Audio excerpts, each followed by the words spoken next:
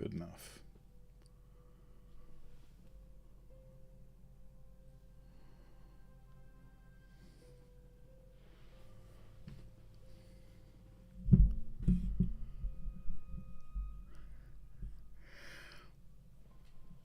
Well, hello there, people. It's a little late getting on today. Ran into some technical difficulties. Had everything set up this afternoon, ready to go, and I come back to log in, and it appears my computer decided to reboot itself. So everything I had all set up was gone. I'm like, really? Tonight of all nights?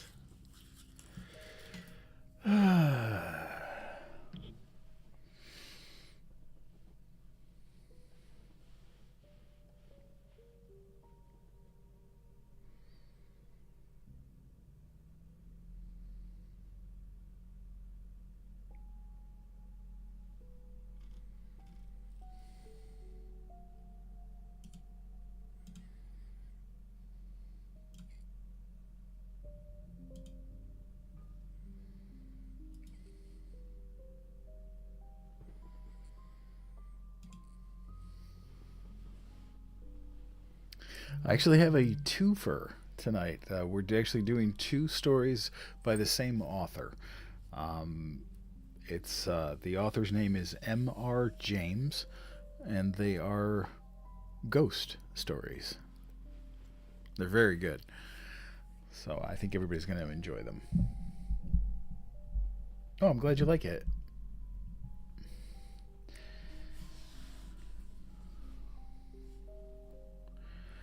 I always think the music seems to give a little bit of extra flavor to the beginning of the live streams.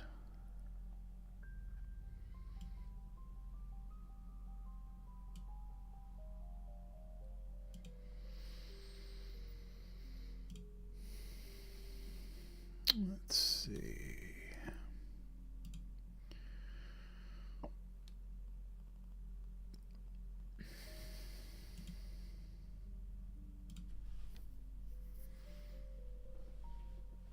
YouTube should be up today.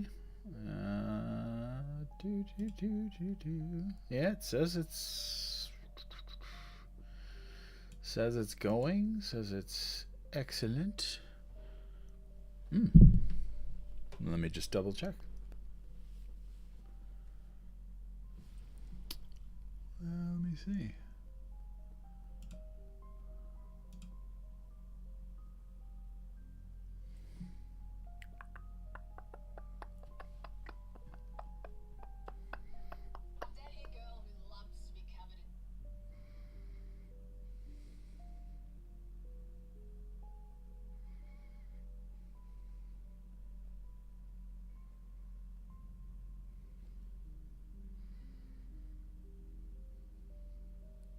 Daisy, try again. Let me know, because I'm into it right now, and it looks like it's all set.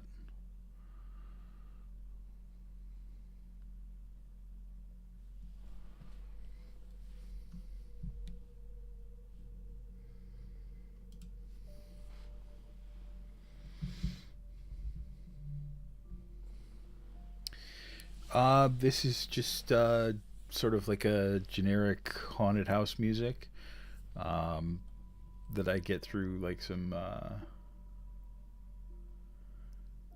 TV apps are flaky sometimes. Yeah, this music I got off of like a royalty free website.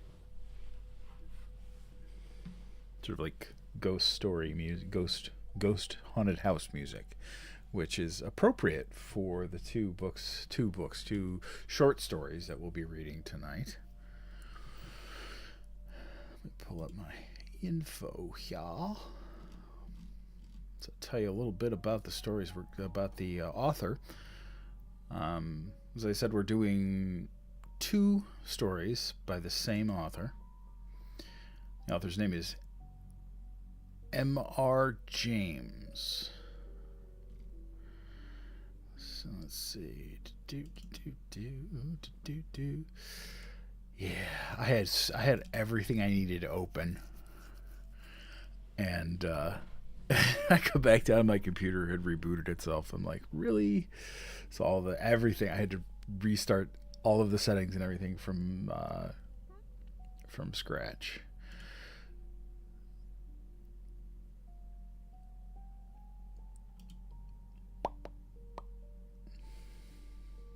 Okay. So leave the music. If I'm going to read one that I am actually, if I'm going to read something by, like I do audiobooks, so if I'm going to read while I'm recording, and I'm going to do that live, I will get their permission. With what I do now, I try to lean towards public domain stuff. M.R. James has been dead for 100 years, so it's not a copyright issue with his work as public domain. But for stuff that is not public domain, I do read them. Um, I I don't like big authors. Like I don't go seek them out because what I'm doing is I'm reading. It's a one and done. I don't repost what I'm reading. Um, I don't. So essentially, no, I don't ask permission. But as long as you're not reposting, um, it shouldn't be an issue. Or if you're only posting clips, it's not an issue. Reposting clips from the live, it's not shouldn't be an issue. But yeah, it is. But when I do public domain stuff, I have a little bit more free reign. But yeah, if you do something like this and read live and whatnot, shoot me a message and I'll come check it out. So, a little bit about our author tonight. We are spending some time with M.R. James. Um,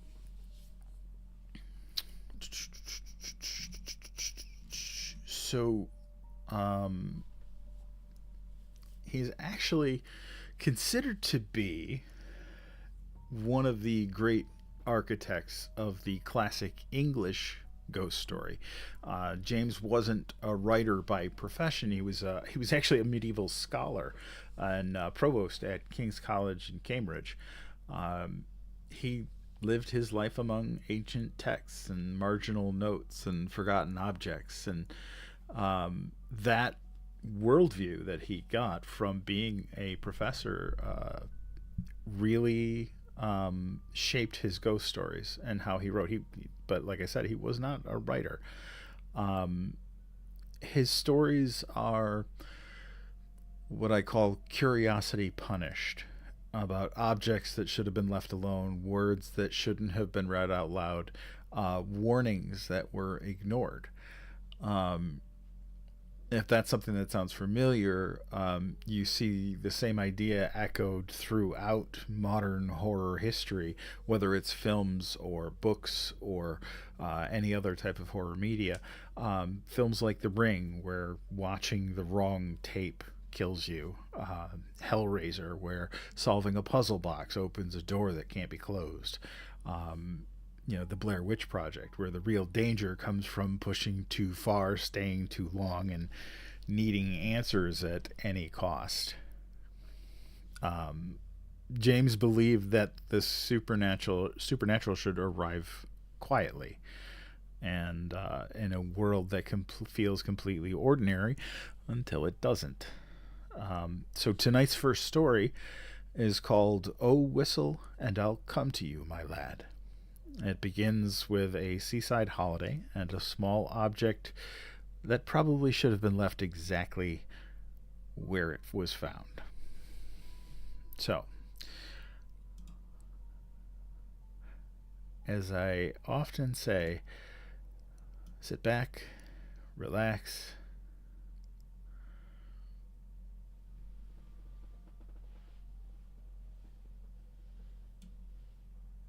Well, he's not actually Mr. James, he's M.R. James.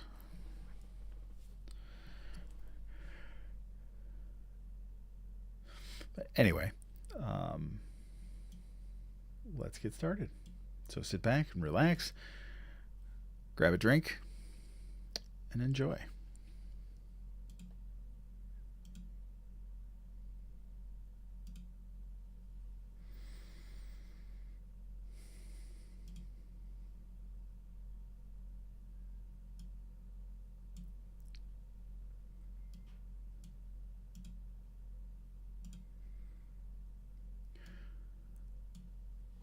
Oh, whistle, and I'll come to you, my lad.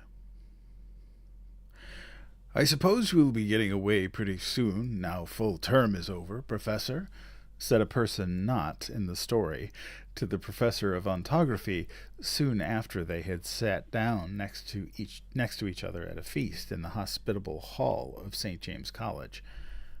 The professor was young, neat, and precise in speech. Yes, he said. My friends have been making me take up golf this term, and I mean to go to the East Coast, in point of fact to Burnstow, I dare say you know it, for a week or 10 days to improve my game. I hope to get off tomorrow. Oh, Parkins, said his neighbor on the other side, if you're going to Burnstow, I wish you would look at the site of the Templars' preceptory, and let me know if you think it would be any good to have a dig there in the summer. It was, as you might suppose, a person of antiquarian pursuits who said this, but since he merely appears in this prologue, there is no need to give his entitlements. Certainly, said Parkins, the professor. If you will, describe to me whereabouts the site is. I will do my best to give you an idea of the lie of the land when I get back, or I could write to you about it, if you would tell me where you are likely to be.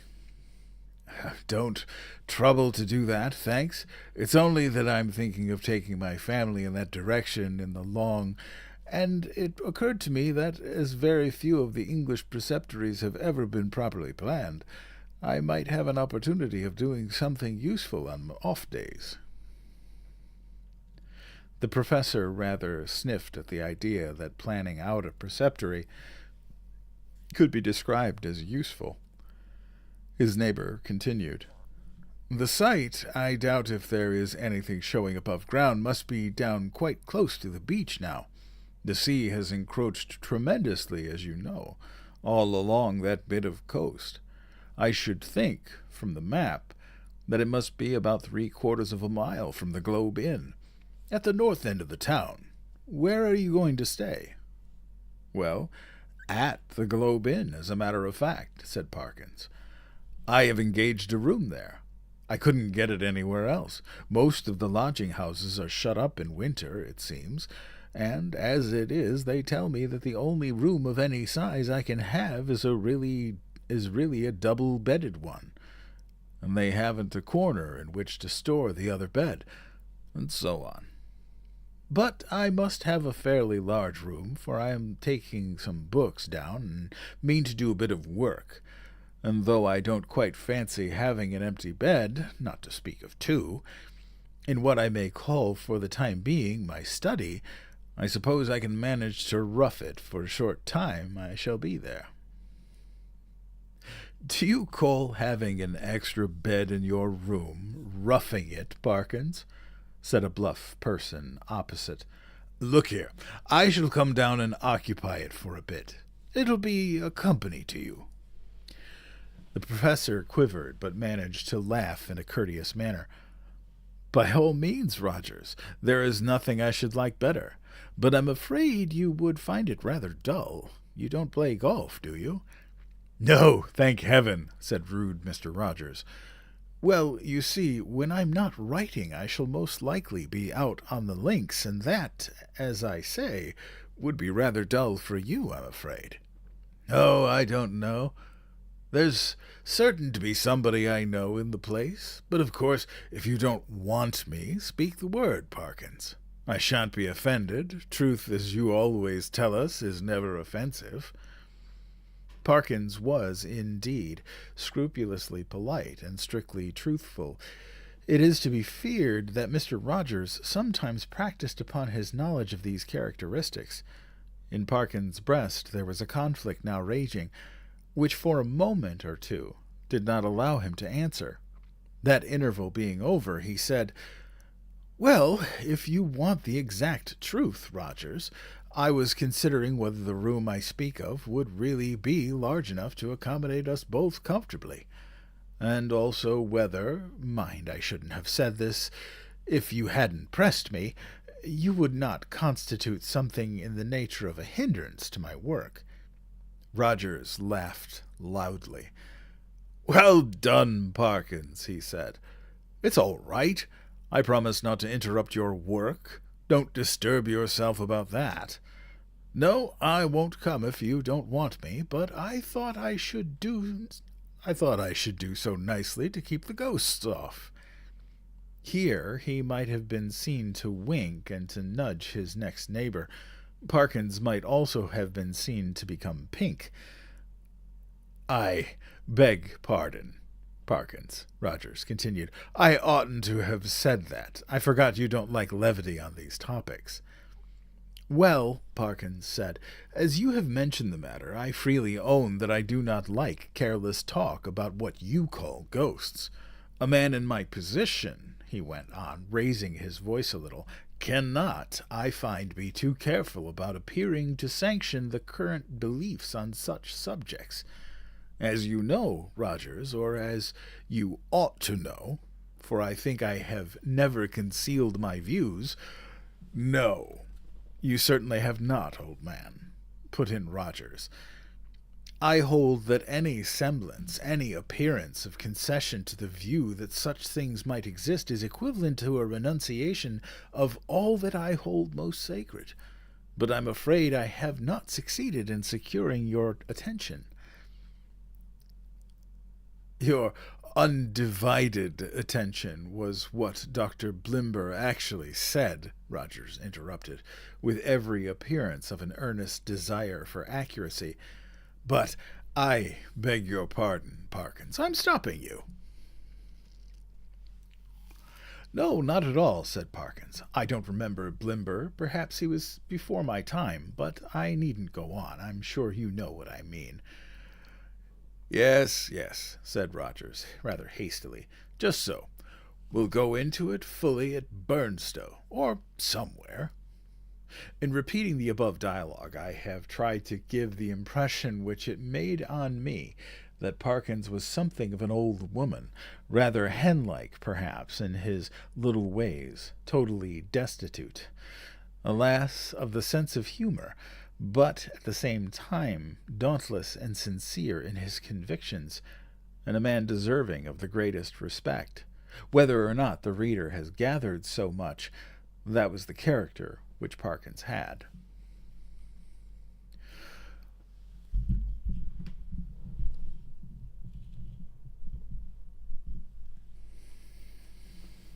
On the following day, Parkins did, as he had hoped, succeed in getting away from his college, and in arriving at Burnstow, he was made welcome at the Globe Inn, was safely installed in the large double-bedded room of which we have heard, and was able, before retiring, to rest to arrange his materials for work and an apple pie order upon the upon a commodious table which occupied the outer end of the room, and was surrounded on 3 sides by windows looking out seaward. That is to say, the central window looked straight out to sea, and those on the left and right commanded prospects along the shore to the north and south respectively. On the south you saw the village of Burnstow. On the north no houses were to be seen, but only the beach and the low cliff backing it.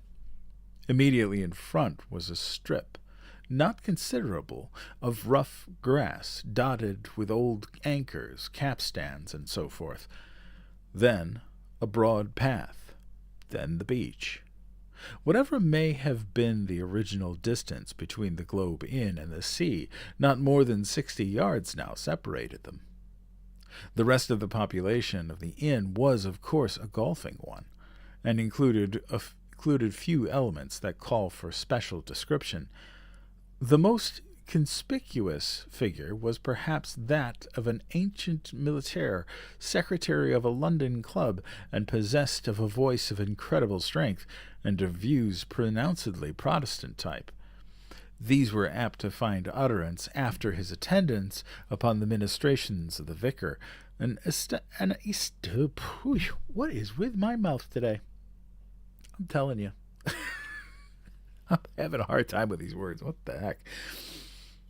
An estimable man with inclinations toward a picturesque ritual, which he gallantly kept down as far as he could, out of deference to East Anglian tradition.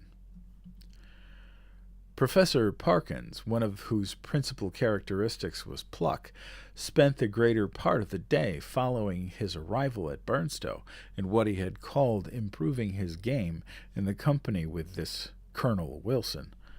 And during the afternoon, whether the process of improvement were to blame or not, I am not sure.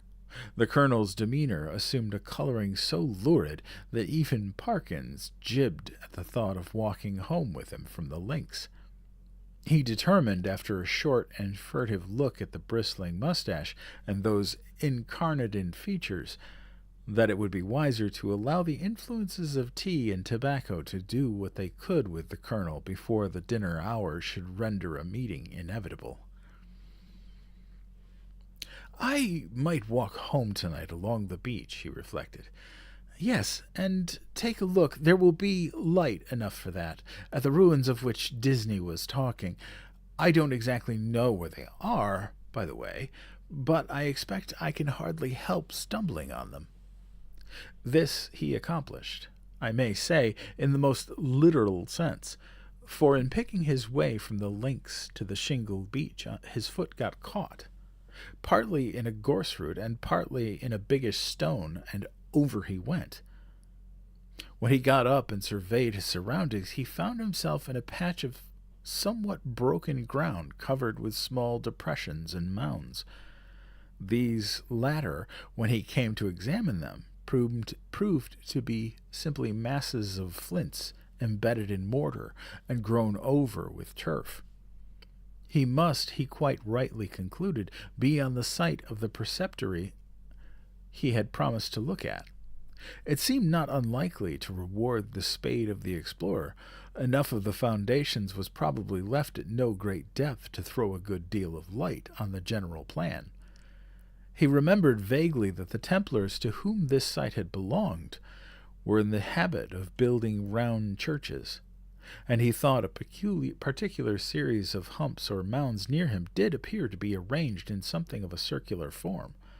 Few people can resist the temptation to try a little amateur research in a department quite outside their own, if only for the satisfaction of showing how successful they would have been had they only taken it up seriously.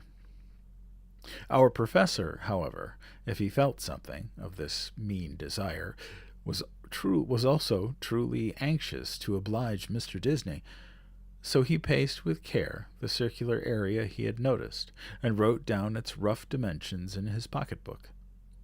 Then he proceeded to examine an oblong eminence which lay east of the center of the circle, and seemed to his thinking likely to be the base of a platform or altar. At one end of it, the northern, a patch of turf was gone, removed by some boy or other creature. It might, he thought, be as well to probe the soil here for evidences of masonry, and he took out his knife and began scraping away the earth. And now followed another little discovery. A portion of soil fell inward as he scraped, and disclosed a small cavity. He lighted one match after another to help him see what nature of what nature the whole was, but the wind was too strong for them all. By tapping and scratching the sides with his knife, however, he was able to make out that it must be an artificial hole in masonry. It was rectangular, and the sides, top and bottom, if not actually plastered, were smooth and regular. Of course it was empty. No! As he withdrew the knife, he heard a metallic clink, and when he introduced his hand, it met with a cylindrical object lying on the floor of the hole. Naturally enough, he picked it up, and when he brought it into the light, now fast fading, he could see that it, too, was of a man's making.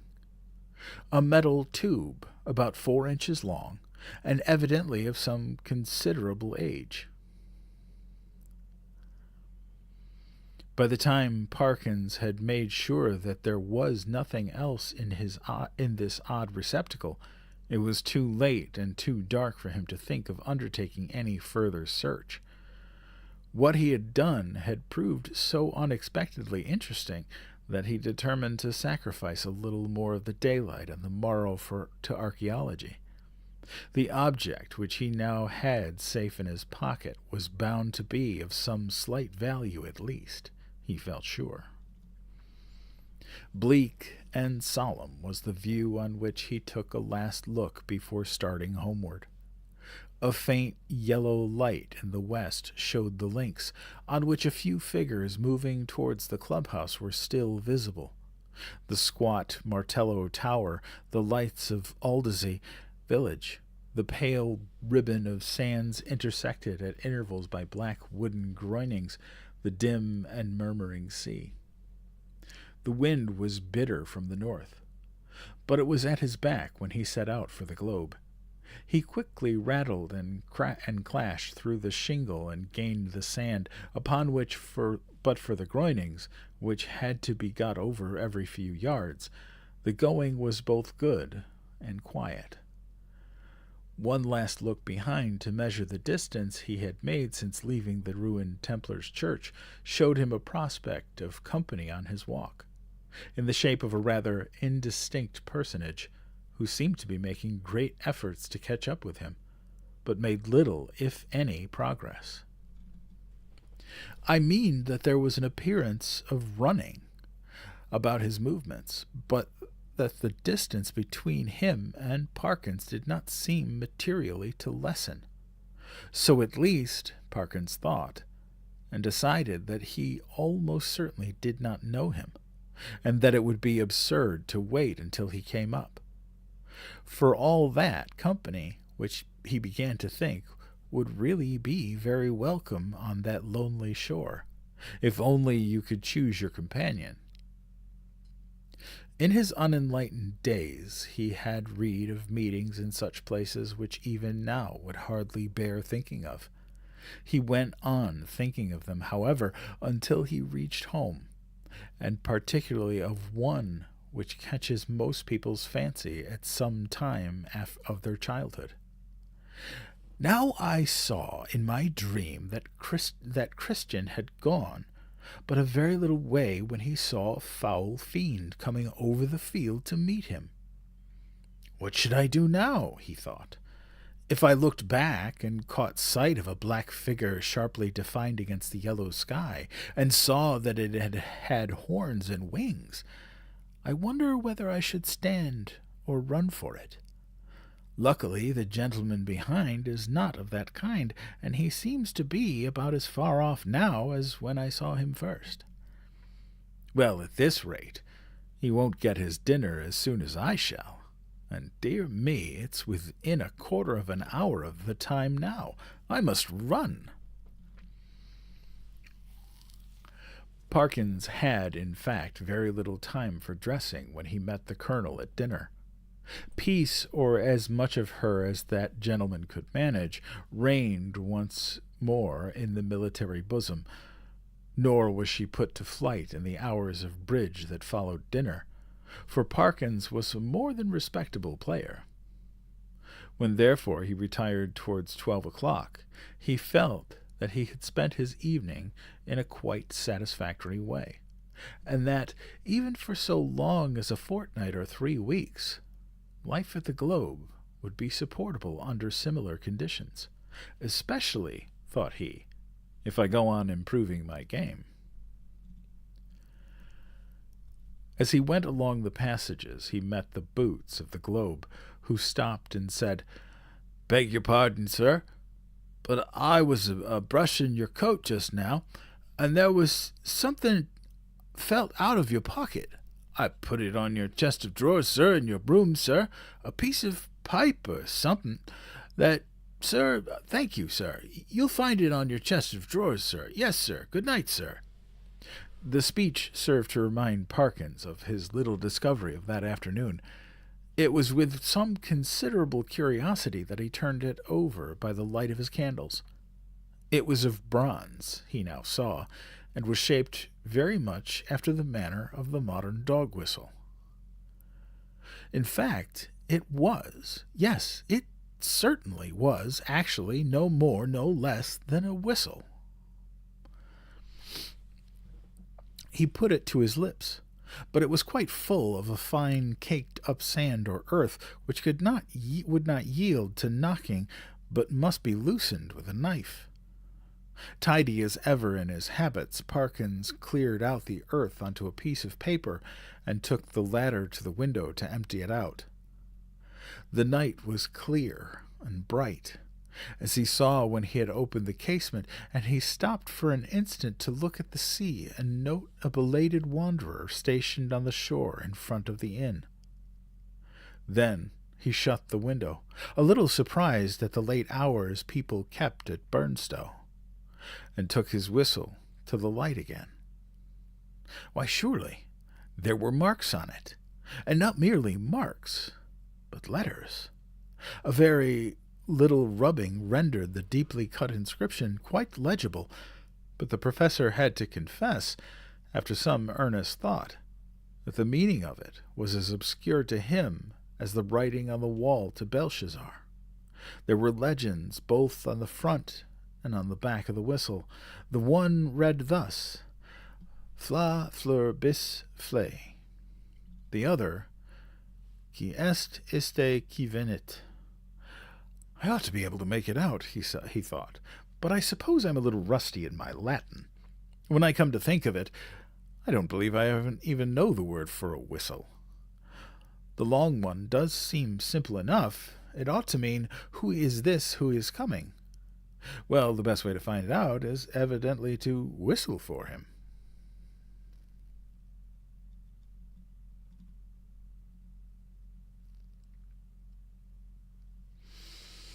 He blew tentatively and stopped suddenly, startled and yet pleased at the note he had elicited.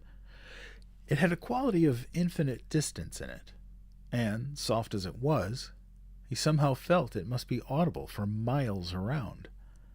It was a sound, too, that seemed to have the power in which many scents possess, of forming pictures in the brain. He saw quite clearly for a moment a vision of a wide, dark expanse at night, with a fresh wind blowing, and in the midst a lonely figure. How employed he could not tell.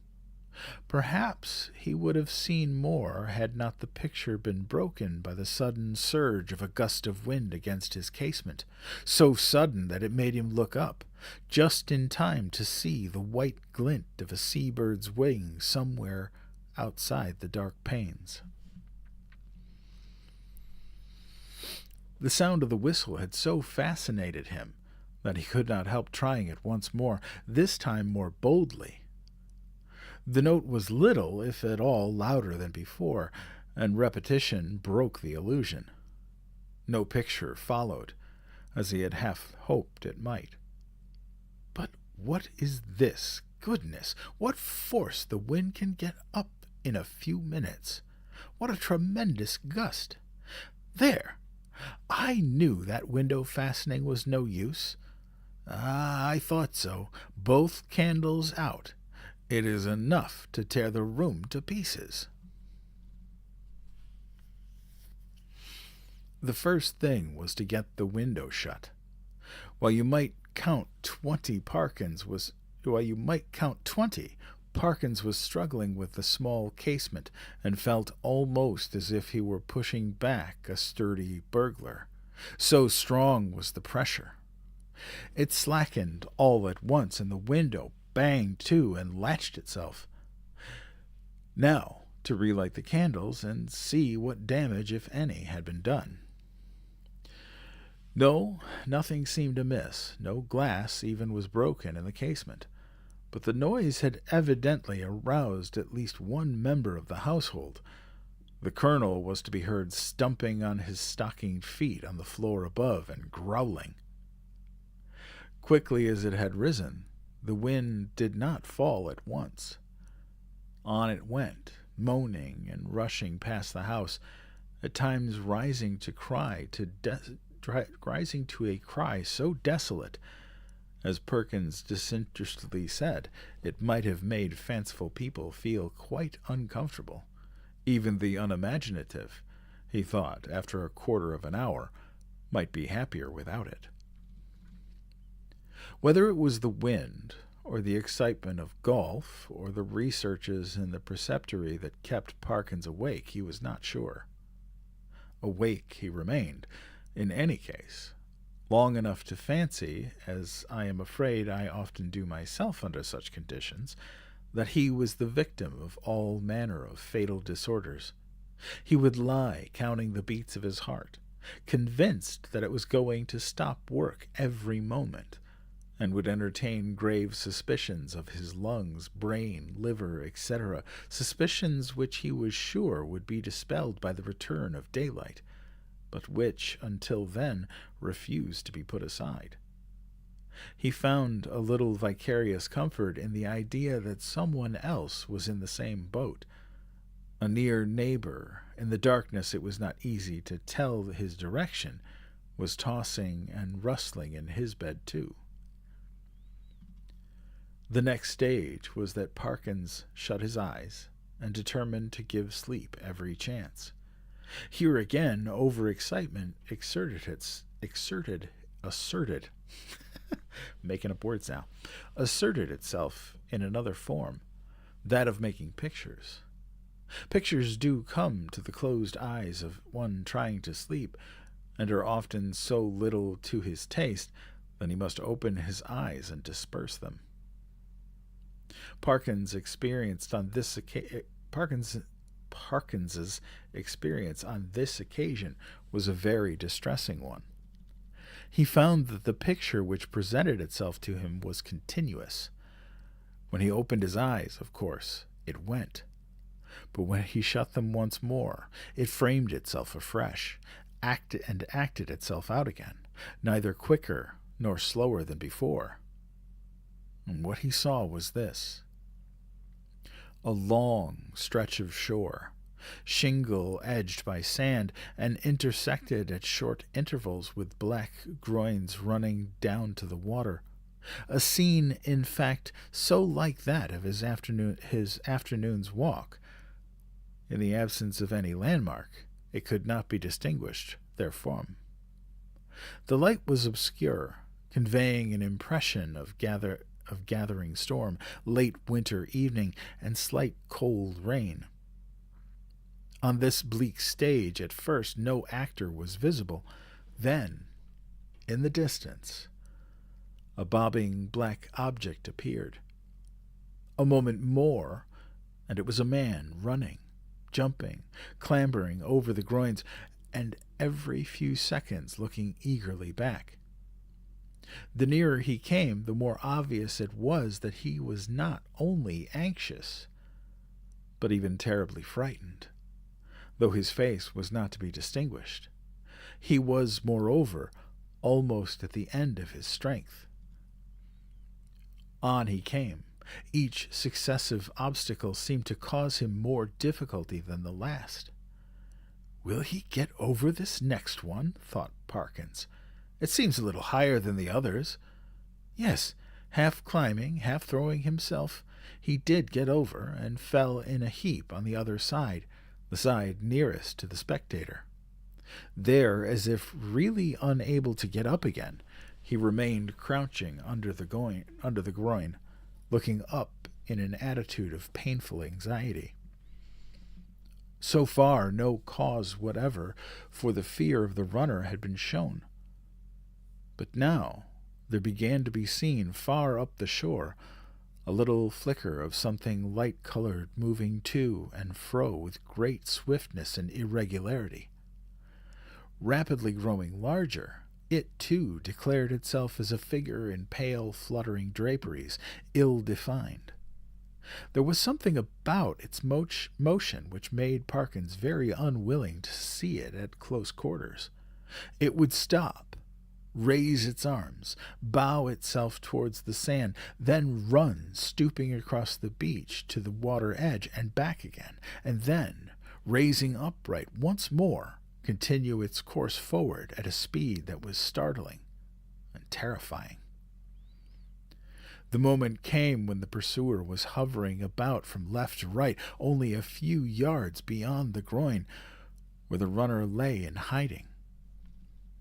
After 2 or 3 ineffectual castings hither and thither, it came to a stop, stood upright with arms raised high, and then darted straight forward towards the groin. It was at this point that Parkins always failed in his resolution to keep his eyes shut. With many misgivings as to the incipient failure of eyesight, overworked brain, excessive smoking, and so on, he finally resigned himself to light his candle, get out a book, and pass the night waking, rather than be tormented by this persistent panorama, which he saw clearly enough could only be a morbid reflection of his walk and his thoughts on that very day. The scraping of match on box and the glare of light must have startled some creatures of the night, rats or what-not, which he heard scurry across the floor from the side of his bed with much rustling. Dear, dear, the match is out. Fool that it is. But the second one burnt better, and a candle and book were duly procured, over which Parkins pored till sleep of a wholesome kind came upon him, and that in no long space. For about the first time in his orderly and prudent life, he forgot to blow out the candle, and when he was called the next morning at 8, there was still a flicker in the socket, and a sad mess of guttered grease on the top of the little table. After breakfast he was in his room, putting the finishing touches onto his golf costume. Fortune had again allotted the colonel to him for a partner, when one of the maids came in. "Oh, if you please," she said, "would you like any extra blankets on your bed, sir?" "Ah, thank you," said Parkins. "Yes, I think I should like one. It seems likely to turn rather cold." In a very short time the maid was back with the blanket. "On which bed should I put it on, sir?" she asked. "What? Why, that one, the one I slept in last night," he said, pointing to it. "Oh, yes, I beg your pardon, sir, but you seem to have tried both of them. Leastways, we had to make 'em both up this morning." "Really? How very absurd," said Parkins. "I certainly never touched the other except to lay some things on it. Did it actually seem to have been slept in?" "Oh, yes, sir," said the maid. "Why, all the things was crumpled and throwed about all ways. If you'll excuse me, sir, quite as if anyone hadn't passed but a poor night, sir." "Dear me," said Parkins. "Well, I may have disordered it more than I thought when I unpacked my things. I'm very sorry to have given you the extra trouble, I'm sure. I expect a friend of mine soon, by the way, a gentleman from Cambridge, to come and occupy it for a night or two. That will be all right, I suppose, won't it?" "Oh, yes, to be sure, sir. Thank you, sir. It's no trouble, I'm sure," said the maid, and departed, giggling with her colleagues. Parkins set forth with a stern determination to improve his game.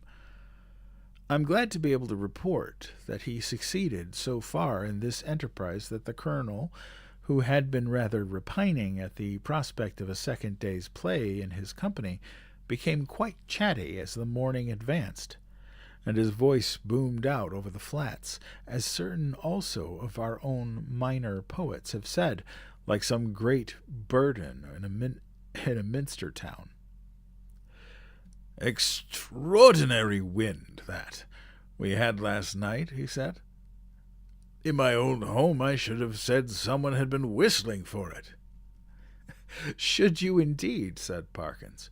Is there a superstition of that kind still current in your part of the country?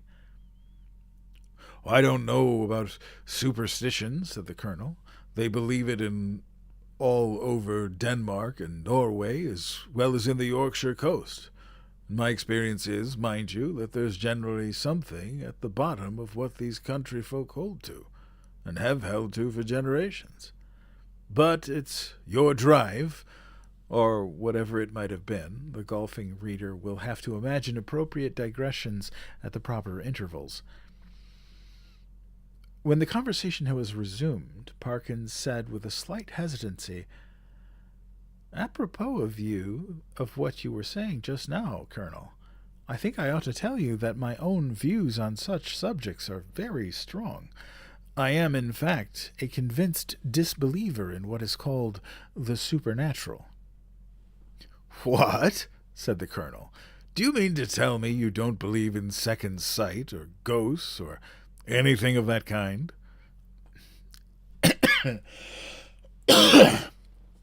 "In nothing whatever of that kind," returned Parkins firmly. "Well," said the colonel, "but it appears to me that at that rate, sir, that you must be little better than a Sadducee." Or Sadducee, whatever. It doesn't matter.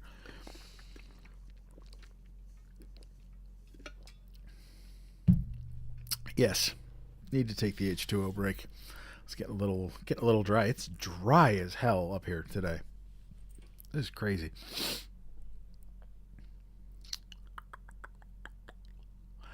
Parkins was on the point of answering that. In his opinion, the Sadducees were the most sensible persons he had ever read of in the Old Testament, but, feeling some doubt as to whether much attention of them was to be found in that work, he preferred to laugh the accusation off.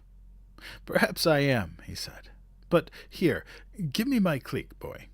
Excuse me one moment, Colonel." A short interval. "Now, as to whistling for the wind, let me give you my theory about that. The laws which govern winds are really not at all perfectly known. To fisher folk and such, of course, not known at all. A man or woman of eccentric habits, perhaps, or a stranger, is seen repeatedly on the beach at some unusual hour and is heard whistling. Soon afterwards, a violent wind rises. A man who could read the sky perfectly, or who possessed a barometer, could have foretold that it would.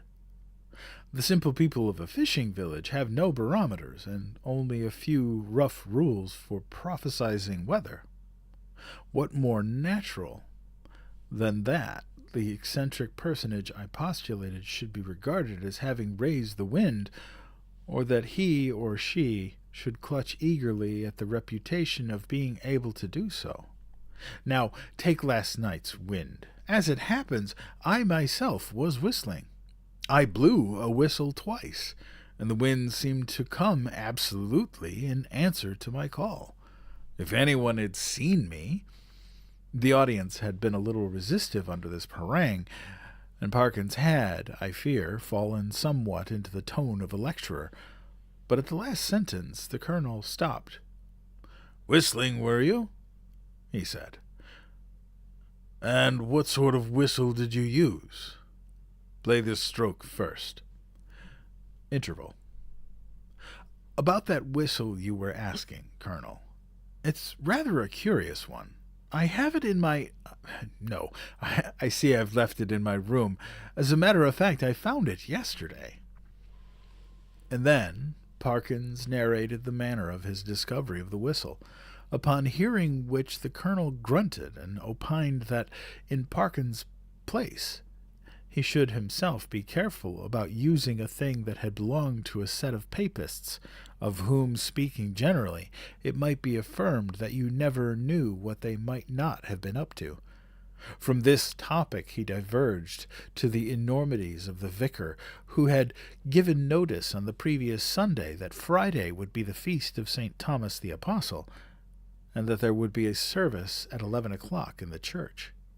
This and other similar proceedings constituted, in the colonel's view, a strong presumption that the vicar was a concealed papist, if not a Jesuit, and Parkins, who could not very readily follow the colonel in this region, did not disagree with him. In fact, they got on so well together in the morning that there was no talk on either side of their separating after lunch. Both continued to play well during the afternoon, or at least well enough to make them forget everything else until the light began to fail them. Not until then did Parkins remember that he had meant to do some more investigating at the preceptory. But it was of no great importance, he reflected. One day was as good as another. He might as well go home with the colonel. As they turned the corner of the house, the colonel was almost knocked down by a boy who rushed into him at the very top of his speed, and then, instead of running away, remained hanging onto him and panting. The first words of the warrior were naturally those of reproof and objurgation, but he very quickly discerned that the boy was almost speechless with fright. Inquiries were useless at first. When the boy got his breath, he began to howl and still clung to the colonel's legs. He was at last detached, but continued to howl. "What in the world is the matter with you? What have you been up to? What have you seen?" said the two men. "Oh, I seen it with me out of the window," wailed the boy, "and I don't like it." "What window?" said the irritated colonel. "Come, pull yourself together, my boy." "The front window it was, at the hotel," said the boy. At this point, Parkins was in favor of sending the boy home, but the colonel refused. He wanted to get to the bottom of it, he said. It was most dangerous to give a boy such a fright as this one had had, and if it turned out that people had been playing jokes, they should suffer for it in some way. And by a series of questions he made out this story.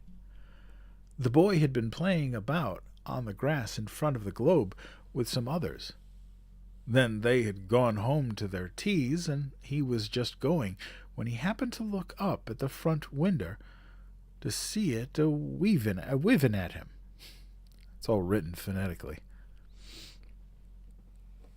It seemed to be a figure of some sort, in white as far as he knew.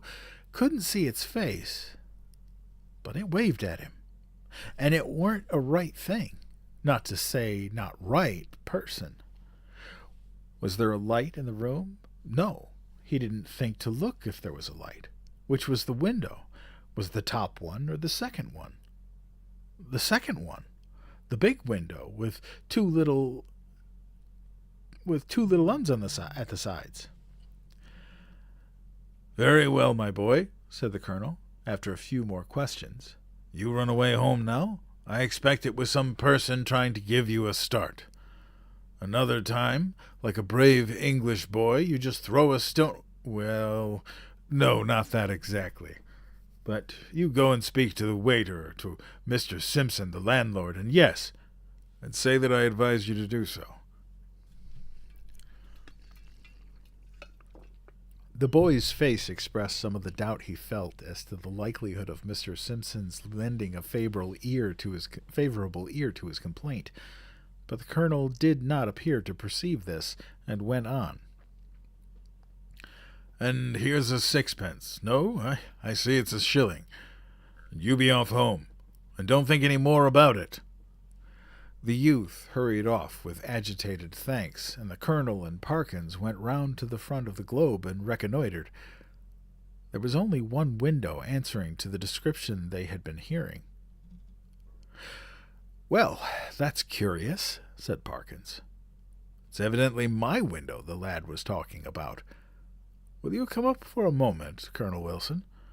We ought to be able to see if anyone has been taking liberties in my room." They were soon in the passage, and Parkins made as if to open the door. Then he stopped and felt in his pockets. "This is more serious than I thought," was his next remark. "I remember now that before I started this morning I locked the door. It is locked now, and, what is more, here is the key." And he held it up. "Now," he went on, "if the servants are in the habit of going into one's room during the day when one is away, I can only say that, well, I don't approve of it at all." Conscious of what a somewhat weak climax, he busied himself in opening the door, which was indeed locked, and in lighting candles. "No," he said, "nothing seems disturbed." "Except your bed?" put in the colonel. "Excuse me, that isn't my bed," said Parkins. "I don't use that one. But it does look as if someone had been playing tricks with it." It certainly did. The clothes were bundled up and twisted together in a most tortuous confusion. Parkins pondered. "That must be it," he said at last. "I disordered the clothes last night in unpacking, and they haven't made it since. Perhaps they came in to make it, and that boy saw them through the window, and then they were called away and locked the door after them. Yes, I think that must be it." "Well, ring and ask," said the colonel. This appealed to Parkins as practical. The maid appeared, and, to make a long story short, deposed that she had made the bed in the morning when the gentleman was in the room, and hadn't been there since. No, she hadn't no other key. Mr. Simpson kept the keys. He'd be able to tell the gentleman if anyone had been up. This was a puzzle. Investigation showed that nothing of value had been taken, and Parkins remembered the disposition of the small objects on the tables and so forth well enough to be pretty sure that no pranks had been played with them. Mr. and Mrs. Simpson furthermore agreed that neither of them had given the duplicate key of the room to any person whatever during the day. Nor could Parkins, fair-minded man as he was, detect anything in the demeanor of a master, mistress, or maid that indicated guilt. He was much more inclined to think that the boy had been imposing on the colonel. The latter was unwontedly silent and pensive at dinner and throughout the evening. When he bade good night to Parkins, he murmured in a gruff undertone, "You know where I am if you want me during the night." "Why, yes, thank you, Colonel Wilson. I think I do. But there isn't much prospect of my disturbing you, I hope. By the way," he added, "did I show you that old whistle I spoke of? I think not. Well, here it is." The colonel turned it over gingerly in the light of the candle. "Can you make anything of the inscription?" asked Parkins as he took it back. "No, not in this light. What do you mean to do with it?" "Oh, well, when I get back to Cambridge I shall submit it to some of the archaeologists there and see what they think of it, and very likely, if they consider it worth having, I may present it to one of the museums." Said the colonel. "Well, you may be right. All I know is that if it were mine, I should chuck it straight into the sea. It's no use talking. I'm well aware, but I expect that with you it's a case of live and learn. I hope so, I'm sure, and I wish you a good night." He turned away, leaving Parkins in act to speak at the bottom of the stair, and soon each was in his own bedroom. By some unfortunate accident, there were neither blinds nor curtains to the windows of the professor's room. The previous night he had thought little of this, but tonight there seemed every prospect of a bright moon rising to shine directly on his bed, and probably wake him later on. When he noticed this, he was a good deal annoyed, but with an ingenuity which I can only envy, He succeeded in rigging up, with the help of a railway rug, some safety pins and a stick, and an umbrella, a screen which, if it only held together, would completely keep the moonlight off his bed. And shortly afterwards he was comfortably in that bed. When he had read a somewhat solid work long enough to produce a decided wish for sleep, he cast a drowsy glance round the room, blew out the candle, and fell back upon the pillow. He must have slept soundly for an hour or more, when a sudden clatter shook him up in the most unwelcome manner. In a moment he realized what had happened. His carefully constructed screen had given way, and a very bright, frosty moon was shining directly on his face. This was highly annoying. Could he possibly get up and reconstruct the screen, or could he manage to sleep if he did not? For some minutes he lay and pondered over the possibilities. Then he turned over sharply, and with his eyes open lay breathlessly listening. There had been a movement, he was sure, in the empty bed on the opposite side of the room. Tomorrow he would have it moved, for there must be rats or something playing about in it. It was quiet now. No, the commotion began again. There was a rustling and shaking, surely more than any rat could cause. I can figure to myself something of the professor's bewilderment and horror, for I have, in a dream 30 years back, seen the same thing happen. But the reader will hardly perhaps imagine how dreadful it was to him to see a figure suddenly sit up in what he had known was an empty bed. He was out of his own bed in one bound and made a dash toward the window, where lay his only weapon, a stick with which he had propped his screen. This was, as it turned out, the worst thing he could have done, because the personage in the empty bed, with a sudden smooth motion, slipped from the bed and took up a position with outspread arms between the two beds. Damn it, TikTok.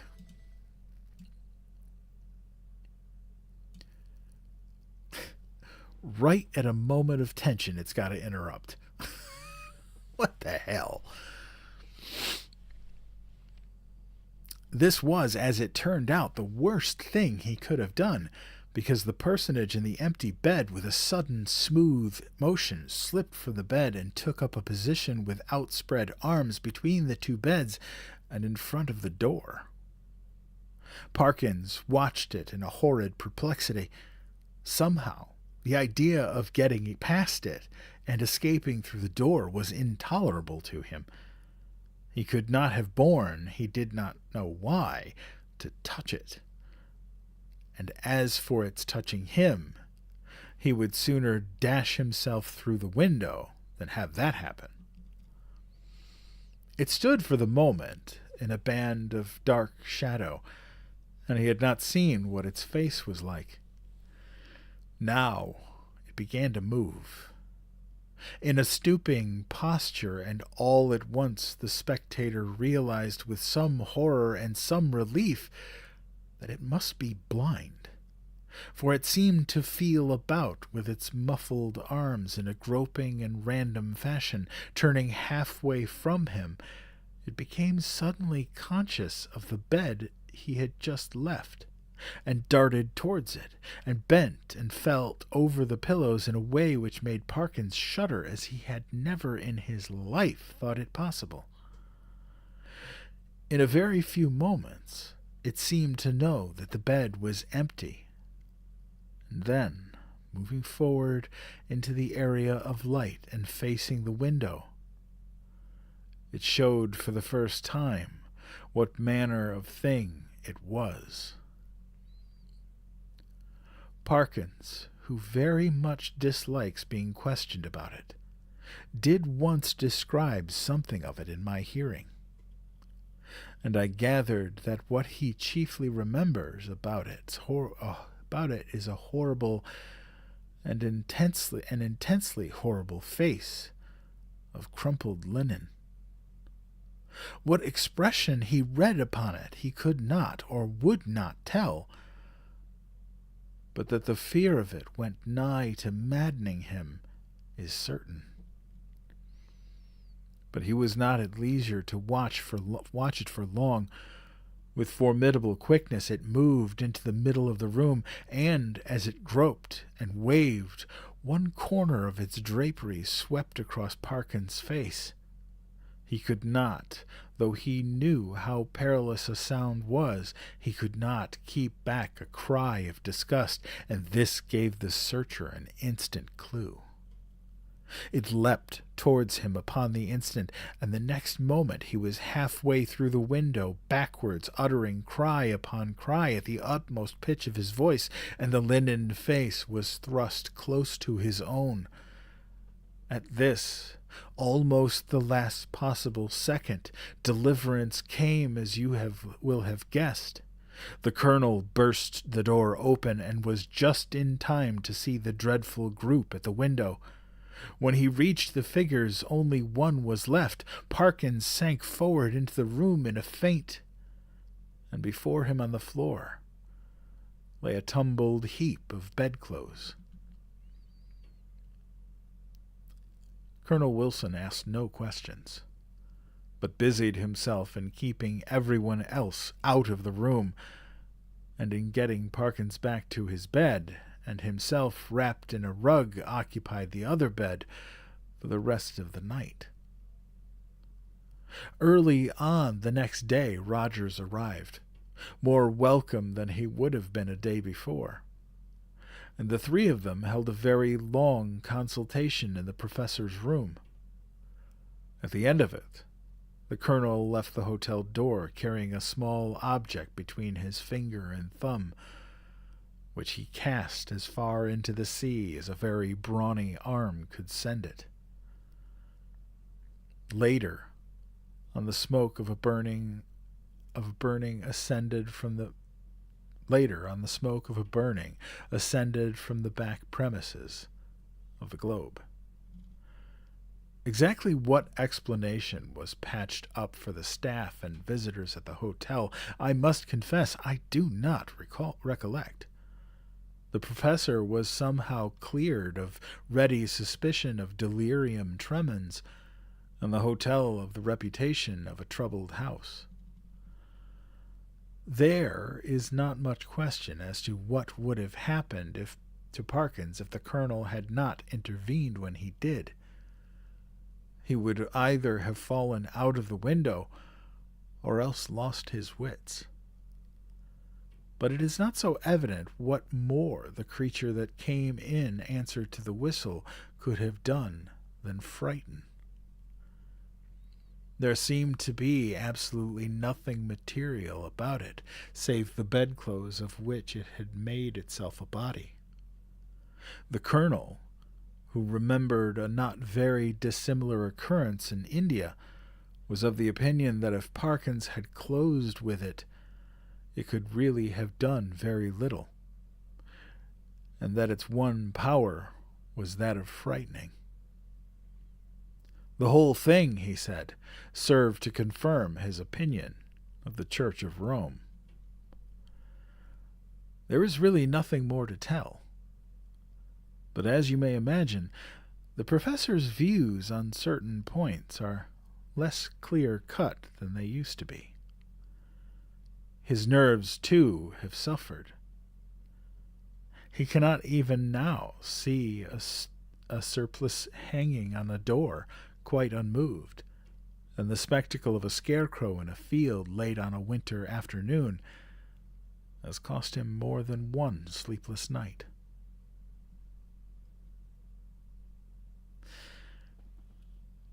So, what'd you guys think? Tell me. I want to hear, because I thought it was fantastic.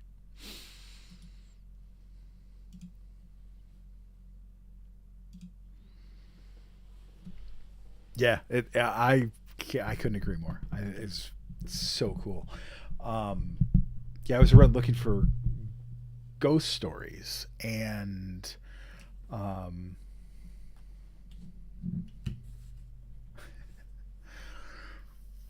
well, I am glad you guys liked it.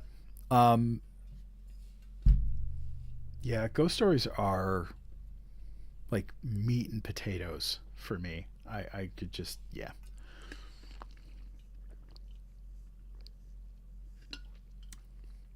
So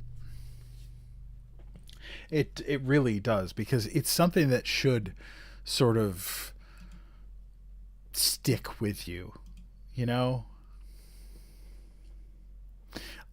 So I do have one more story, again by M.R. James. Um, so before we get to the next story, I found something when I was prepping for this. Um, Grim realism too. I will definitely look. I will definitely look into it. Um, I found something that's kind of worth bringing up. So most of his ghost stories were written to be read aloud, just like we did, often by himself to his friends and colleagues at like holiday parties. So you can picture like a bunch of like stuffy professors and their wives sitting around in a dimly lit room, and he's, no theatrics, no, anything crazy, just a calm voice reading these ghost stories. And I it just that really appeals to me, and it's one of the things that I one of the reasons why I like doing these. That's really, it's, yeah, it's fun. Anyway, so the next story that we are going to read is called The Mezzotint.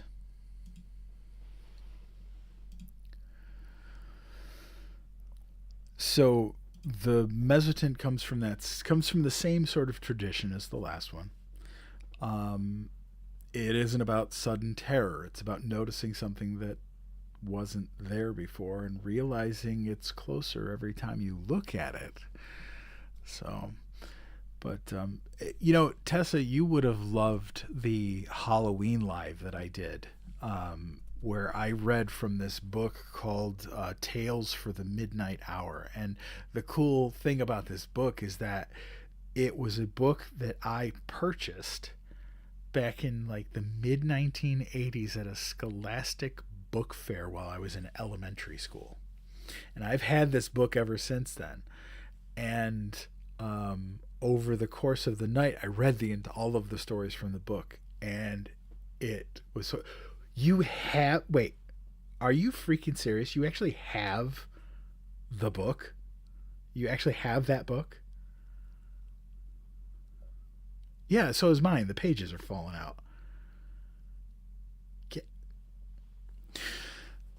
um, I'm. Will you marry me? I'm just gonna go ahead and say it. I mean, I know you're already married, but we do like a fake marriage, because what the hell?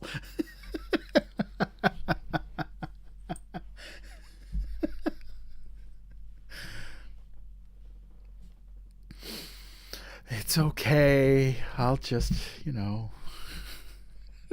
I'll, I'll, I'll settle for us just being friends. For those of you that are in here, Tessa Vale Audio, um, she is a fellow voice actor and horror enthusiast. Um, so if you like things a little scary, some of the audios that she has posted recently are sending chills up your spine type of audios, and I cannot recommend her stuff enough.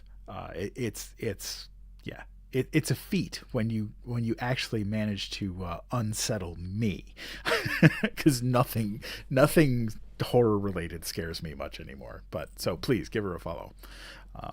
She's also wonderfully supportive and a good human. So there you go. Oh, hey, you honor me by even being here. That's just awesome. Anyway, enough of all this. Next thing you know, people are going to be like, get a room. Yo, weirdos. Oh, boy. See? Shenanigans. That's right. Okay, so we are going to read the next story. So, relax. Get comfortable. Get a blanket. Turn on all the lights. This is The Mezzotint by M.R. Janes. Some time ago, I believe I had the pleasure of telling you the story of an adventure which happened to a friend of mine by the name of Dennistonson during his pursuit of objects of art for the museum at Cambridge. He did not publish his experiences very widely upon his return to England, but they could not fail to become known to a good many of his friends, and among others to the gentleman who at the time presided over an art museum at another university. It was to be expected that the story should make a considerable impression on the mind of a man whose vocation lay in the lines similar through Dennistoun's, and that he should be eager to catch any explanation of the matter which tended to make it seem improbable that he should ever be called upon to deal with so agitating an emergency. It was indeed somewhat consoling to him to reflect that he was not expected to acquire ancient MMS. I don't know what that means. For his institution. That was the business of the Shelburnerian Library. The authorities of that institution might, if they pleased, ransack obscure corners of the continent for such matters. He was glad to be obliged at the moment to confine his attention to enlarging the already unsurpassed collection of English topographical drawings and engravings possessed by his museum. Yet, as it turned out, even a department so homely and familiar as this may have its dark corners. And to one of these Mr. Williams was unexpectedly introduced. Those who have taken even the most limited interest in the acquisition of topographical pictures are aware that there is one London dealer whose aid is indispensable in their researches. Mr. J. W. Britnell publishes at short intervals very admirable catalogues of a large and constantly changing stock of engravings, plans, and old sketches of mansions, churches, and towns in England and Wales. These catalogues were, of course, the ABC of his subject to Mr. Williams. But as his museum already contained an enormous accumulation of topographical pictures, he was a regular rather than a copious buyer, and he rather looked to Mr. Britnell to fill up gaps in the rank and file of his collection than to supply him with rarities. Now, in February of last year, there appeared upon Mr. Williams's desk at the museum a catalogue from Mr. Britnell's emporium, and accompanying it was a typewritten communication from the dealer himself. This latter ran as follows. Dear Sir, we beg to call your attention to number 978 in our accompanying catalogue, which we shall be glad to send on approval. Yours faithfully, J. W. Britnell. To turn to number 978 in the accompanying catalogue was, with Mr. Williams, as he observed to himself, the work of a moment, and in the place he indicated he found the following entry. 978. Unknown. Interesting mezzotint. View of a manor house, early part of the century. 5 by 10 inches, black frame, £2, 2 shillings. It was not specially exciting, and the price seemed high. However, as Mr. Britnell knew his business and his customer seemed to set store by it. Mr. Williams wrote a postcard asking for the article to be sent on approval, along with some other engravings and sketches which appeared in the same catalog. And so he passed without much excitement of the anticipation to the ordinary labors of the day. A parcel of any kind always arrives a day later than you expect it. And that of Mr. Britnell proved, as I believe the right phrase goes, no exception to the rule. It was delivered at the museum by the afternoon post of Saturday, after Mr. Williams had left his work, and it was accordingly brought round to his rooms in the college by the attendant, in order that he might not have to wait over Sunday before looking through it and returning such of the contents as he did not propose to keep. And here he found it when he came in to tea with a friend. The only item which I am concerned was the rather large, black-framed mezzotint of which I have already quoted the short description given in Mr. Britnell's catalogue. Some more details of it will have to be given, though I cannot hope to put before you the look of the picture as clearly as it is present to my own eye. Very nearly the exact duplicate of it may be seen in a good many old inn parlors or in the passages of undisturbed country mansions at the present moment. It was a rather indifferent mezzotint, and an indifferent mezzotint is perhaps the worst form of engraving known. It presented a full-face view of a not very large manor house of the last century, with 3 rows of plain sashed windows with rusticated masonry about them, a parapet with balls or vases at the angles, and a small portico in the center. On either side were trees, and in front a considerable expanse of lawn. The legend, A.W.F. sculpts it, was engraved on the narrow margin, and there was no further inscription. The whole thing gave the impression that it was the work of an amateur. What in the world Mr. Britnell could mean by affixing the price of £2 2s to such an object was more than Mr. Williams could imagine. He turned it over with a good deal of contempt. Upon the back was a paper label, the left-hand half of which had been torn off. All that remained were the ends of 2 lines of writing. The first had the letters NGLEY, Hall, the second SSEX. It would perhaps be just worthwhile to identify the place represented, which he could easily do with the help of a gazetteer, and then he would send it back to Mr. Britnell with some remarks reflecting upon the judgment of that gentleman. He lighted the candles, for it was now dark, made the tea, and supplied the friend with whom he had been playing golf, for I believe the authorities of the university, I write, indulge in that pursuit by way of relaxation, and tea was taken to the accompaniment of a discussion which golfing persons can imagine for themselves, but which the conscientious writer has no right to inflict upon any non-golfing person.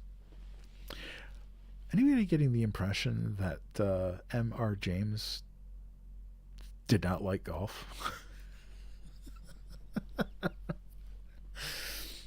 The conclusion arrived at was that certain strokes might have been better, and that in certain emergencies neither player had experienced that amount of luck which a human being has a right to expect.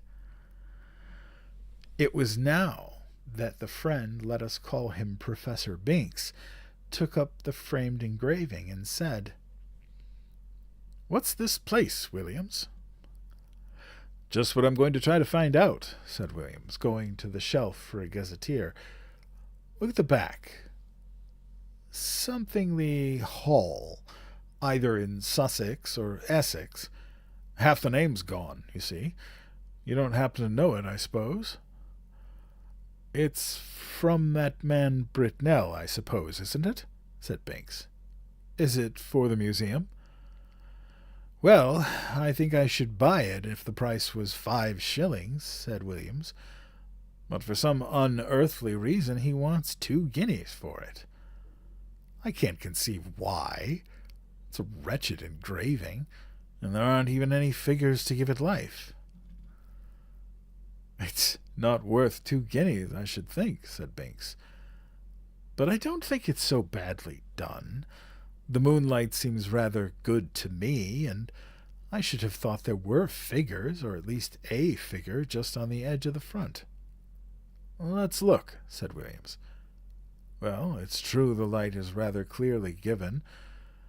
Where's your figure? Oh, yes, just the head in the very front of the picture. And indeed there was, hardly more than a black blot on the extreme edge of the engraving, the head of a man or woman, a good deal muffled up, the back turned to the spectator, and looking towards the house. Williams had not noticed it before.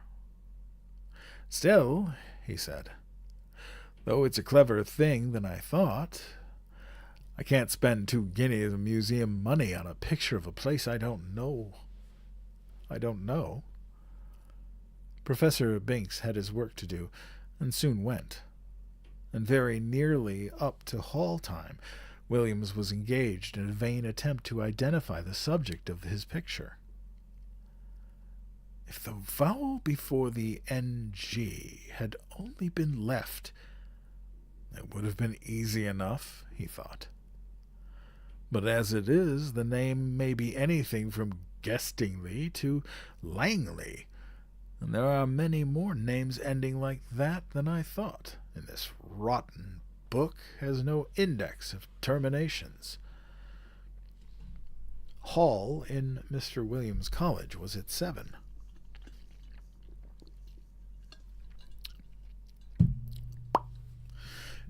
It need not be dwelt upon, the less so as he met their colleagues who had been playing golf during the afternoon, and words with which we have no concern were freely bandied across the table, merely golfing words, I would hasten to explain. I suppose an hour or more to have been spent in what is called common room after dinner. Later in the evening, some few retired to Williams's rooms, and I have little doubt that whist was played and tobacco smoked.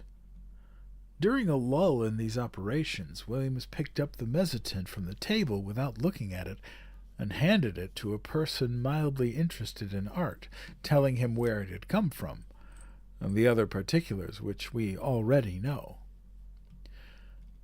The gentleman took it carelessly, looked at it, then said in a tone of some interest, "It's really a very good piece of work, Williams.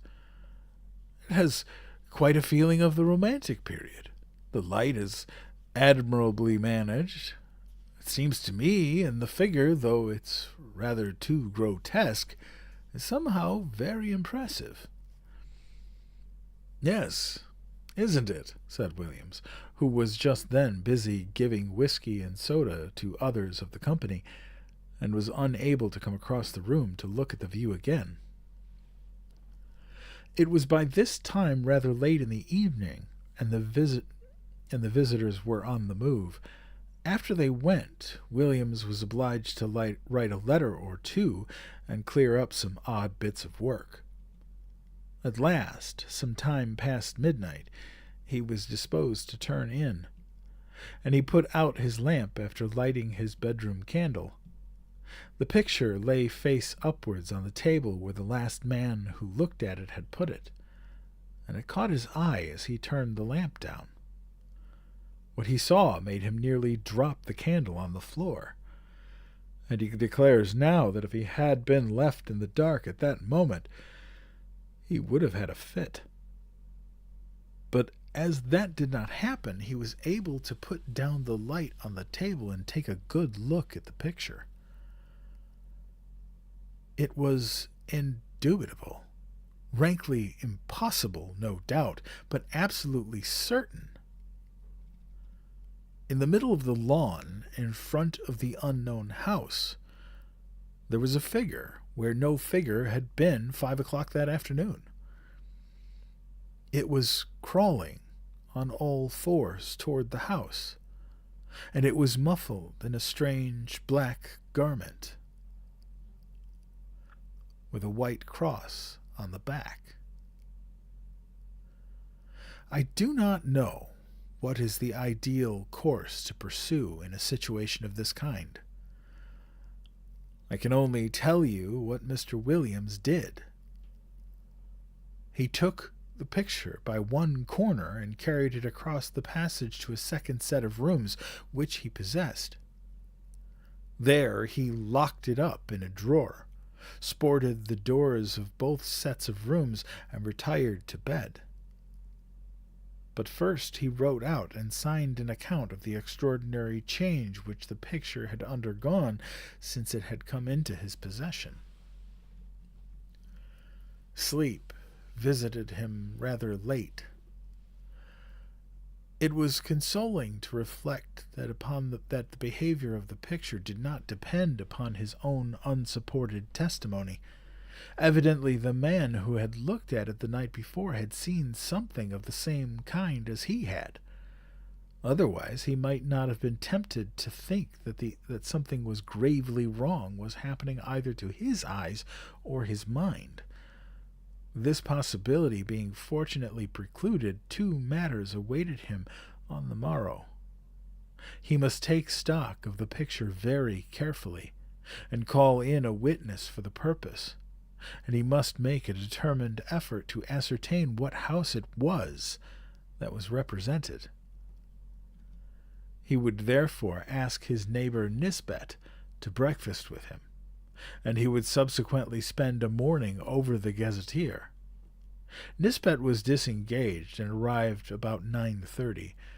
His host was not quite dressed, I'm sorry to say, even at this late hour. During breakfast nothing was said about the mezzotint by Williams, save that he had a picture on which he wished for Nisbet's opinion.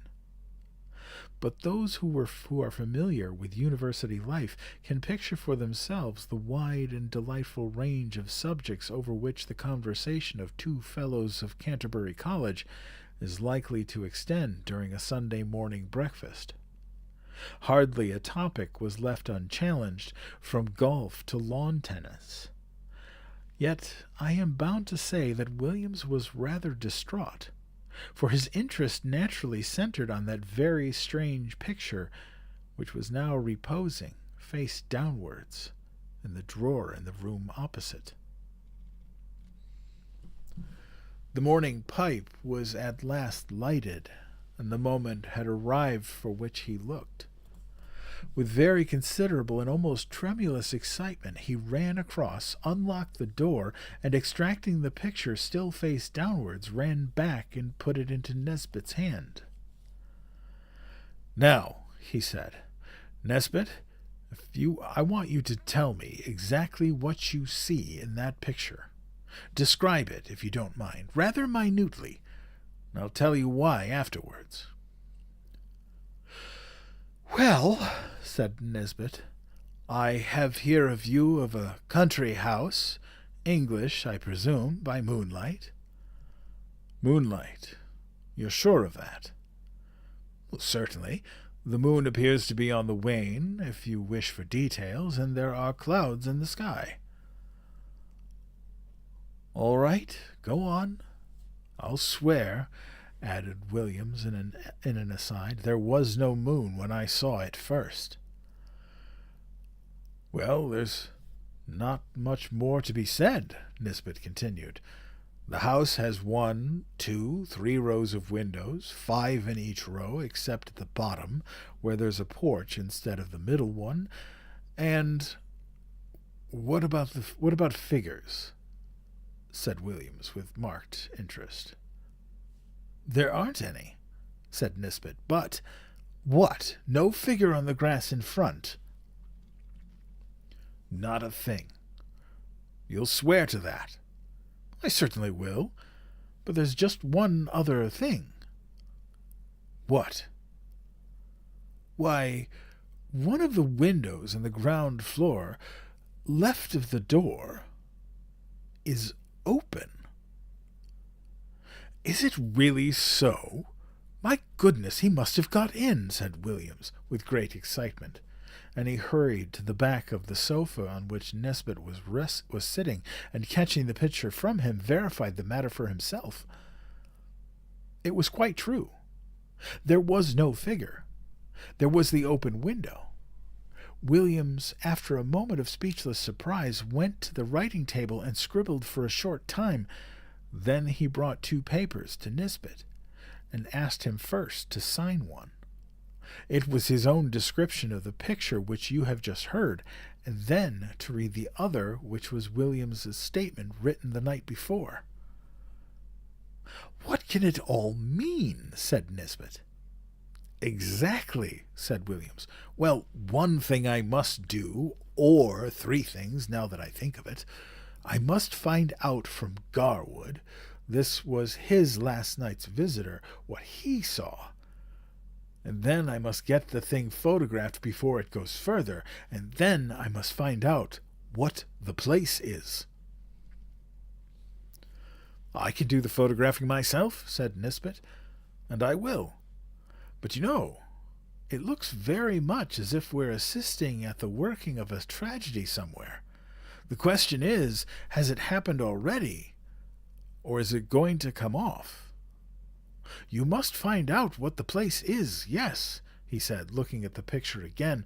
I expect you're right. He has got in, and if I don't mistake, there'll be the devil to pay in one of the rooms upstairs. I'll tell you what, said Williams. I'll take the picture across to old Green. This was the senior fellow of the college who had been bursar for many years. It is likely he'll know it. We have property in Essex and Sussex, and he must have been over 2 counties a lot in his time. Quite likely he will, said Nisbet. But just let me take my photograph first. But look here. I rather think Green isn't up today. He wasn't in hall last night, and I think I heard him say he was going down for the Sunday. That's true, too, said Williams. I know he's gone to Brighton. Well, if you'll photograph it now, I'll go across to Garwood and get his statement. And you keep an eye on it while I'm gone. I'm beginning to think 2 guineas is not a very exorbitant price for it now. In a short time he had returned and brought Mr. Garwood with him. Garwood's statement was to the effect that the figure, when he had seen it, was clear of the edge of the picture, but had not got far across the lawn. He remembered a white mark on the back of its drapery, but could not have been sure it was a cross. A document to this effect was then drawn up and signed, and Nisbet proceeded to photograph the picture. Now, what do you mean to do? He said. Are you going to sit and watch it all day? Well, no, I think not, said Williams. I rather imagine we're meant to see the whole thing. You see, between the time I saw it last night and this morning, there was time for lots of things to happen, but the creature only got into the house. It could easily have got through its business in that time and gone to its own place again. But the fact of the window being open, I think, must mean it's in there now. So I feel quite easy about leaving it. And besides, I have a kind of idea that it wouldn't change much, if at all, in the daytime. We might go out for a walk this afternoon and come in to tea, or whatever it gets dark. I shall leave it out on the table here and sport the door. My skip can get in, but no one else."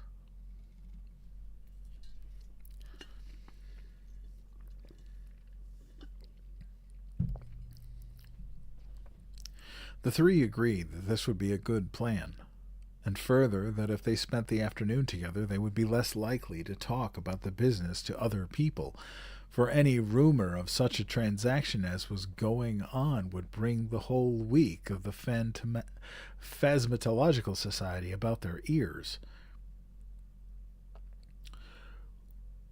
"We may give them a respite until 5 o'clock." At or near that hour, the three were entering Williams's staircase.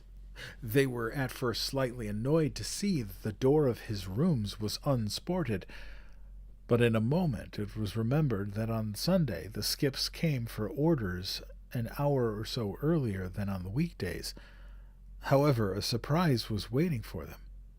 The first thing they saw was the picture leaning up against a pile of books on the table, as it had been left, and the next thing was Williams's skip, seated on the chair opposite, gazing at it with undisguised horror. How was this?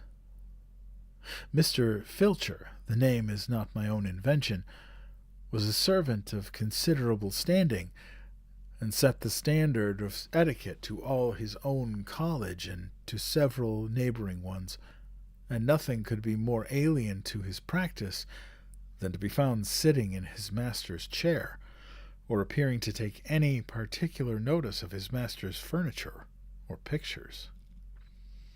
Indeed, he seemed to feel this himself. He started violently when the three men were in the room, and got up with a marked effort. Then he said, "I ask your pardon, sir, for taking such a freedom as to set down." "Not at all, Robert," interposed Mr. Williams. "I was meaning to ask you some time what you thought of that picture." "Well, sir, of course I don't set up my opinion against yours, but it ain't the picture I should hang where my little girl would see it, sir." "Wouldn't you, Robert? Why not?" "No, sir. Why, the poor child, I recollect once she see a door Bible with pictures not half of what that is, and we had to set up her 3 or 4 nights afterwards, if you believe me. And if she was to catch a sight of this skeleton here, or whatever it is, carrying off the poor baby, she would be in a taking. You know how it is with children, how nervous they get with a little thing at all. But what should I say? It don't seem right picture to be laying about, sir, not where anyone is liable to be startled should come on it. Should you be wanting anything this evening, sir? Thank you, sir." With these words the excellent man went to continue the round of his masters, and you may be sure the gentleman whom he left lost no time in gathering around the engraving. There was the house, as before, under the waning moon and the drifting clouds. The window that had been open was shut, and the figure was once more on the lawn, but not this time crawling cautiously on hands and knees. Now it was erect, and stepping swiftly with long strides towards the front of the picture. The moon was behind it, and the black drapery hung down over its face so that only hints of that could be seen. And what was visible made the spectators profoundly thankful that they could see no more than a white dome-like forehead and a few straggling hairs. The head was bent down, and the arms were tightly clasped over an object which could be dimly seen and identified as a child. Whether dead or living it was not possible to say. The legs of the appearance alone could be plainly discerned, and they were horribly thin. From 5 to 7 the three companions sat and watched the picture by turns, but it never changed. They agreed at last that it would be safe to leave it, and that they would return after Hall and await further developments. When they assembled again at the earliest possible moment, the engraving was there, but the figure was gone, and the house was quiet under the moonbeams. There was nothing for it but to spend the evening over the gazetteers and guidebooks. Williams was the lucky one at last, and perhaps he deserved it. At 11:30 p.m. he read from Murray's Guide to Essex the following lines. 16.5 miles, Anningley. The church has been an interesting building of Norman date, but was extensively classicized in the last century. It contains the tomb of the family of Francis, whose mansion Anningley Hall, a solid Queen Anne house, stands immediately beyond the churchyard in a park of about 80 acres. The family is now extinct, their last heir having disappeared mysteriously in infancy in the year 1802. The father, Mr. Arthur Francis, was locally known as a talented amateur engraver in mezzotint. After his son's disappearance, he lived in complete retirement at the Hall and was found dead in his studio on the 3rd anniversary of the disaster, having just completed an engraving of the house, impressions of which are of considerable rarity. This looked like business, and indeed Mr. Green on his return at once identified the house as Anningley Hall. "Is there any kind of explanation of the figure, Green?" was the question which Williams naturally asked. "I don't know, I'm sure, Williams. What used to be said in the place when I first knew it, which was before I came up here, was just this. Old Francis was always very much down on these poaching fellows, and whenever he got a chance he used to get a man whom he suspected of it turned off the estate, and by degrees he got rid of them all but one. Squires could do a lot of things then that they daren't think of now. Well, this man that was left was what you find pretty often in that country, the last remains of a very old family. I believe they were lords of the manor at one time. I recollect just the same thing in my own parish. What like the man in Tess the D'Urbervilles?" Williams put in. "Yes, I dare say. It's not a book I could ever read myself, but this fellow could show a row of tombs in the church there that belonged to his ancestors, and all that went to sour him a bit. But Francis, they said, could never get at him. He always kept just on the right side of the law, until one night the keepers found him at it in a wood right at the end of the estate.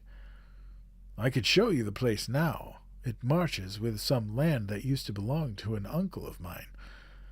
And you can imagine there was a row. And this man, Gowdy, that was the name, to be sure, Gowdy, I thought I should get it, Gowdy. He was unlucky enough, poor chap, to shoot the keeper. Well, that was what Francis wanted. And grand juries, you know what they would have been then, and poor Gowdy was strung up in double-quick time. And I've been shown the place he was buried in, on the north side of the church. You know the way in that part of the world anyone that's been hanged or made way with themselves, they bury them that side. The idea was that some friend of Gowdy's, not a relation, because he had none, poor devil. He was the last of his line, kind of a spes ultima genitus, must have been planned to get hold of Francis's boy and put an end to his line too. I don't know. It's rather an out-of-the-way thing for an Essex poacher to think of. But you know, I should say now it looks more as if old Gowdy had managed the job himself. Boo. I hate to think of it. Have some whiskey, Williams. The facts were communicated by Williams to Dennistown, and by him to a mixed company of which I was one, and the Souderson professor of ophiology another. I'm sorry to say that the latter, when asked what he thought of it, only remarked, "Oh, those Bridgeford people will say anything," a sentiment which met with the reception it deserved. I have only to add that the picture is now in the Ashleyan Museum. It has been treated with a view of discovering whether sympathetic ink has been used on it, but without effect. That Mr. Britnell knew nothing of it, save that he was sure it was uncommon, and that, though carefully watched, it has never been known to change again. Alrighty then.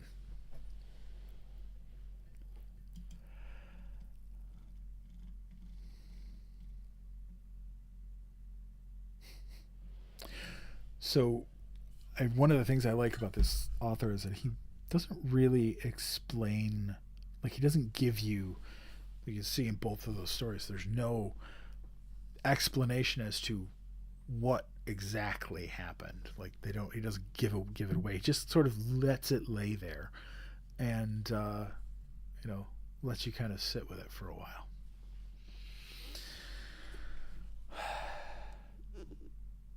So, one of the reasons I picked them is because these stories were written with the intention of them being read out loud. So, it was really a treat. So that's it for tonight. I really appreciate everybody hanging out and spending part of your Wednesday evening with me. It is always fun. Not sure what I've got in store for next Wednesday, but I'll figure something out. This coming Sunday for Sunday night bedtime stories, we'll be starting The Borrowers. So, be looking forward to that. And that's it for the evening. I appreciate all of you. Thank you for coming in, spending some time with me, and listening to these stories. But, as I always end, please, please, please, please, please, please be kind to each other. And be kind to yourself. Because kindness matters. And so do you. I'll see you all soon.